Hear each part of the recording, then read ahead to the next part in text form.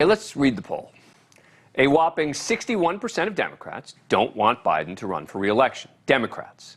While just 29% of Democrats say they do want the president to seek a second term.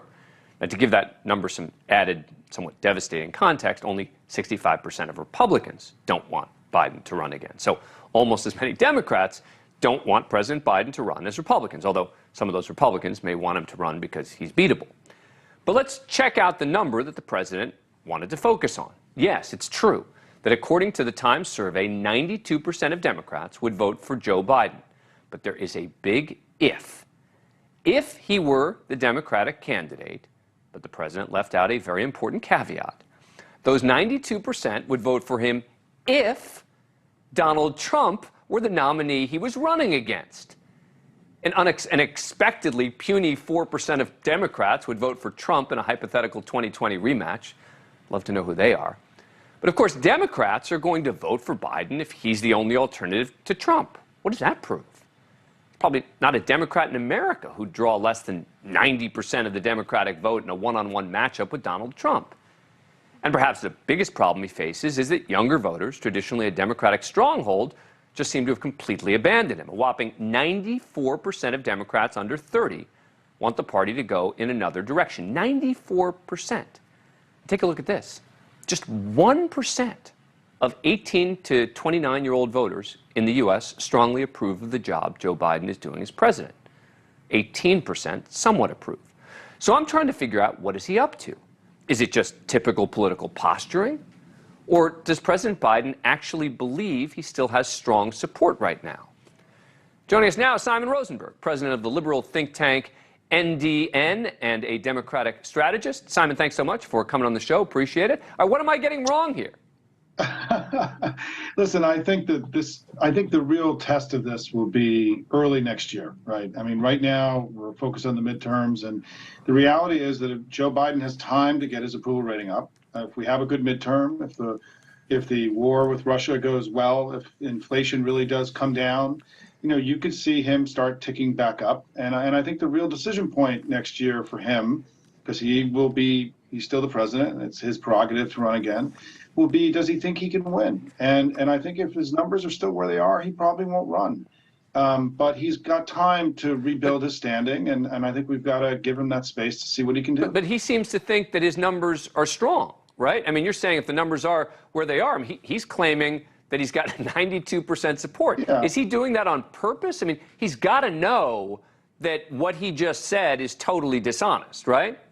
Well, I don't think it's dishonest. I think he was pointing out, I'm answering, right? I don't think it's dishonest. He was pointing out that, he's still in a head-to-head, as you pointed out. The data's the data, right?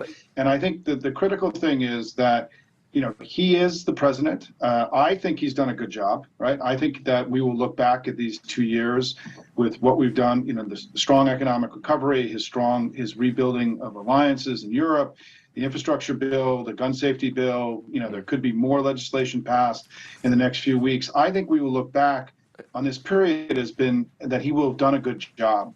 Whether he can convince enough people that that's the case by the spring is really going to be the measure of whether he runs again. I think if his numbers are where they are today, I would be very surprised if he runs. But if they've come back, I think he will. I think he's gonna. He will give it serious consideration. But again, so you're kind of minimizing the distinction here between 92% said they'd vote for me. I mean, you're not agreeing that that's completely misleading on his part when the question wasn't how would you do against Donald Trump? The question was, why are Democrats not supporting you anymore? Right. And the only way he gets 92% is among Democrats when he's head-to-head with Donald Trump. That's not 92% support.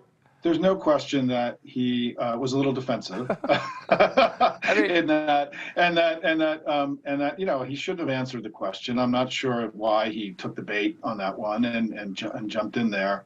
But look, everyone knows what's going on, right? His numbers are down. There's no secret here. He's not out of touch with this core data. But what's interesting is that despite all that, we've seen in the last few weeks the Democratic prospects in the congressional races improve dramatically, and that there really is becoming a disconnect between the disappointment with Joe Biden and how we see the midterm elections turning out. And it may be that disappointment in Biden isn't the most important thing that people are voting on, that the opposition to MAGA and the fear of Republicans, which drove the last two elections, looks like it may be the primary driving force of this one too. Yeah, it may not be. And again, I'm not challenging on that particular issue. I'm just focusing on the fact that he does seem to be out of touch with the reality on the polls, because I think you're right. I think if he recognized how badly he's doing in the polls, he would have done one of two things.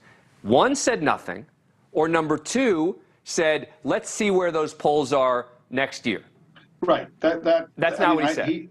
I know. He fumbled the answer. Right. Let's just be clear about that. Okay. Right. All right. He shouldn't. I don't think he should have taken the bait. Right. Okay. The president should never talk about polls. All right. I mean, but what I think is really important here, and if I can just jump in. I got to wrap it up.